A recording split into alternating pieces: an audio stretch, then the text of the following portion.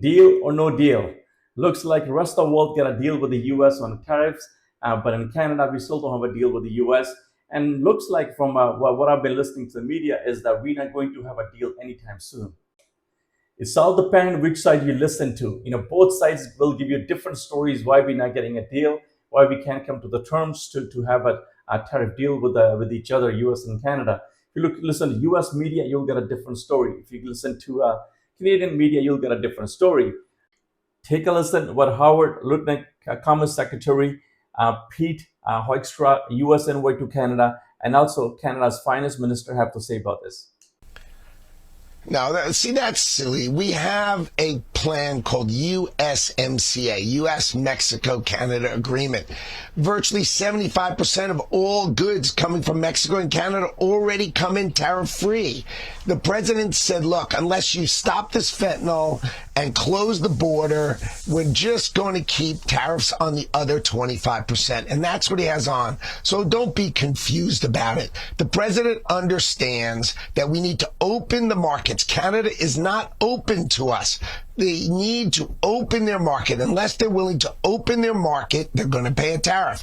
That's a simple message the president has. It's fair trade. It's reciprocal trade. Why should we have our country be wide open while theirs is closed? This is an 80-year wrong that President Trump is trying to fix. And the president has made very, very clear the USMCA, as we call it, was successful for the last 4 or 5 years. It was designed to be transitional, also transitional, recognizing that the economy, technologies, lots of things change. We learn about what's working and what's not, but that it would be modified within 4, 5, 6 years. The discussions would begin on what needs to change, and those discussions, I think, will now take place. They may take place in some of the issues that the president has raised initially, but also that we will go back and take a look at USMCA, but with the context of creating an agreement that, again, brings prosperity and brings stability to the relationship. Informative, constructive, and cordial. I would expect the Prime Minister will have a conversation with the President over the next number of days. That's certainly my plan, again, with Secretary Lutnick, recognizing that we think there is an option of striking a deal that will bring down some of these tariffs, provide greater certainty to investment. But as a business owner, I'm always looking at these these negotiations from business point of view. They put a lot of time into these deals. There's a lot of work involved, a lot of investment involved. These are complex deals. So there's always something to learn from these negotiations that go on for a long time. And from business perspective, I'm always listening, learning from these deals, and also looking for what's a lesson learned in these deals. And what can you avoid as a business owner in this deal so you don't make the similar mistake of what's going on in these negotiations? In this quick video, I want to share the 4 lessons learned that I thought they were very important in this deal. And I want to share those 4 lessons with you. Also, I want to share what can you avoid as a business owner in this, learning from these deals, that you don't make the similar mistake what these so-called leaders or politicians are.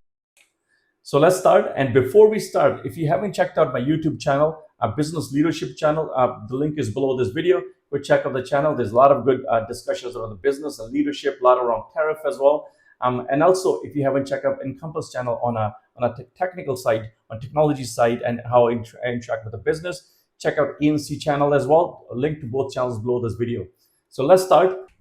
So the first lesson I learned out of this whole negotiation is that your people, the people that are representing your business, people who are going forward to negotiate on your behalf as a business owner, make sure these people are competent people. They know what they're doing. If you look at both sides, U.S. and Canada, you have people in the U.S. They are all business savvy people, and there's the leader of the group, Trump, who written a book on a negotiation or out of the deal. And on our side in Canada, the people we're putting forward they never negotiate a deal with any business deal. You're putting a pure politicians forward. So you want to find a balance between those two, because every negotiation in a business, as you know, that it start from a common common objectives. This is objective we want to get to, and can we get there together? And putting people who are equally, have an equal understanding on both sides, and they kind of come up with a common objective that this is what we need to get to, and they work towards it.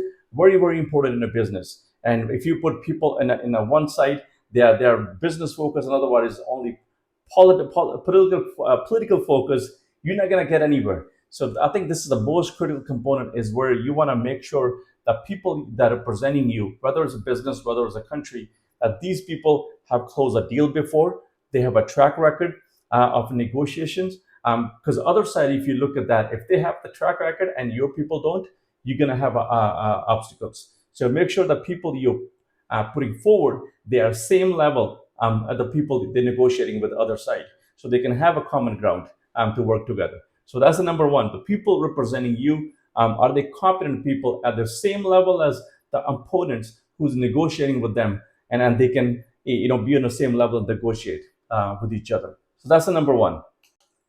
Number two, one of the criticism I saw during the deal is that Canadian politicians are complaining that the calls not returned. Take a listen to what our finance minister was saying on a Face the Nation. Continuing, you left town without a deal, and you left town with now what is a 35% tariff on goods. How much of a setback was the president's decision to do that while you are still at the table? We were obviously disappointed by that decision. We believe there's a great deal of common ground between the United States and Canada in terms of building two strong economies that work well together. That's been the history of the 40-year free trade agreement that goes. So when a deal is going on and the calls not being returned, this is usually a culprit of simply that represents that people not on the same level. So if two parties on the same level, and they have a common objective where they want to get to, and both parties are working hard towards that objective, and one party starts responding, that simply means that what you bring in as a one party on a table is not good enough, and you're repeating the same thing over and over.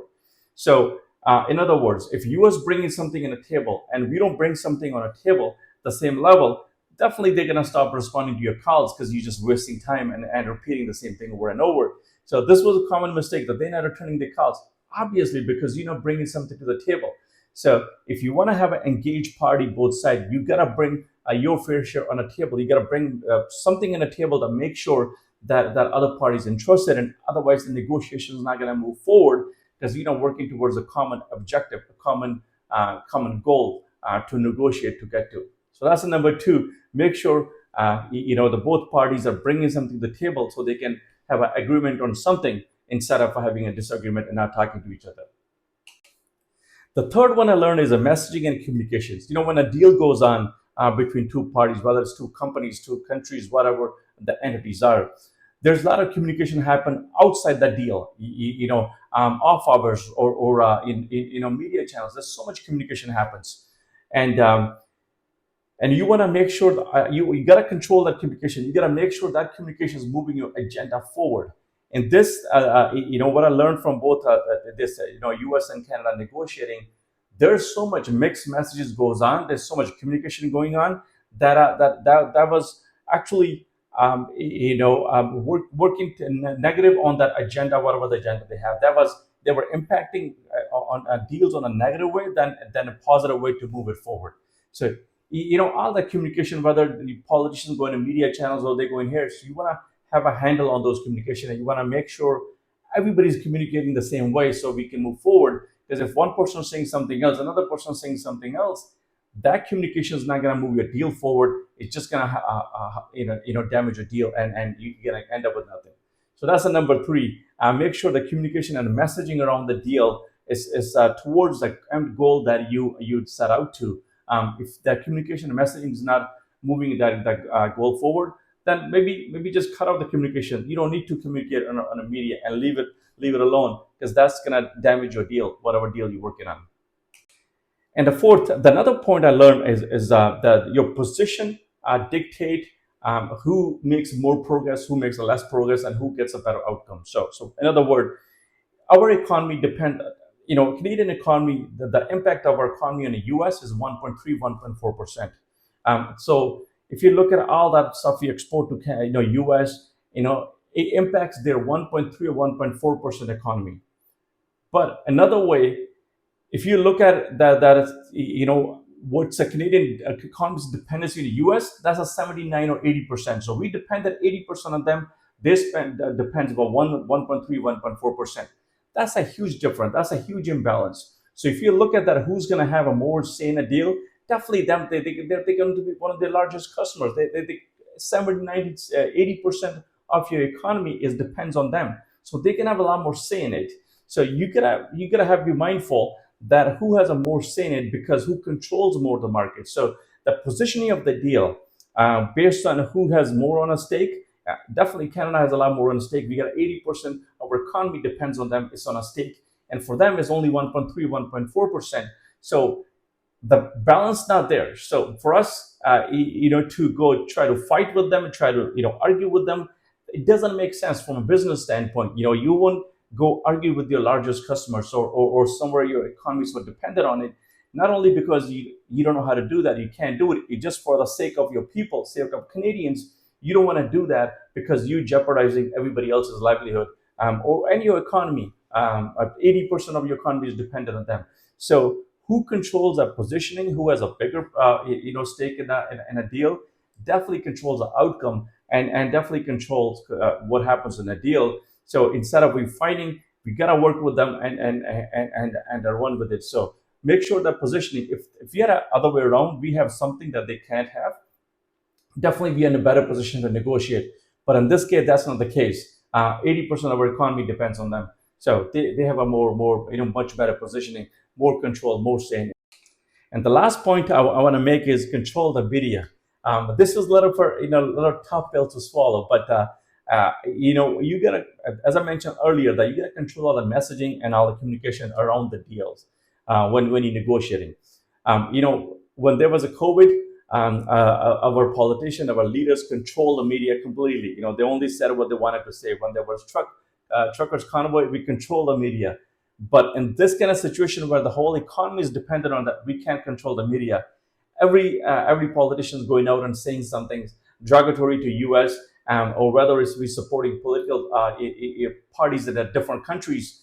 All these messagings that comes out, that these messaging comes out, they damage your deal because you're simply telling other party that hey, we had a common ground, we were working towards it, but you're going to jeopardize all that stuff because you need to please some people in the media, and they're gonna say whatever they want to say. So politicians gotta be able to control all the messaging around when they're working on objectives with the other parties. What we saw over the last few years was whether it's supporting on a different states, whether it's our local politician Doug Ford's going on a media saying something, or somebody else. There's so much mixed messages going out, and these messaging is not helping. We're simply saying that we don't respect the negotiations, we don't respect our customers, we don't respect other party to negotiate, and these bad mouthing and all that stuff goes on. It's not helping to move the deal forward. So hope you get something out of these 4 points I mentioned, and take a look in your business. Are you making a similar mistakes? Are you doing some of the same, maybe not the same level, but are you doing something similar in your business? And maybe you can avoid a couple of mistakes that you're making in a business, especially salespeople. Sometimes they jeopardize your deal more than anybody else because what comes out of the communication, sometimes communication style, sometimes information they put out, all that could damage. So take a look. Hopefully you learned something, and so there was some value to avoid some mistakes in the future. If you haven't checked out my YouTube channel, links below this video, and always looking forward to your feedback, looking forward to learning from you. Send me your feedback. I can improve these videos, messages to relate to better to your business. So hopefully that will help. So until next time, enjoy. We'll talk soon. Bye-bye.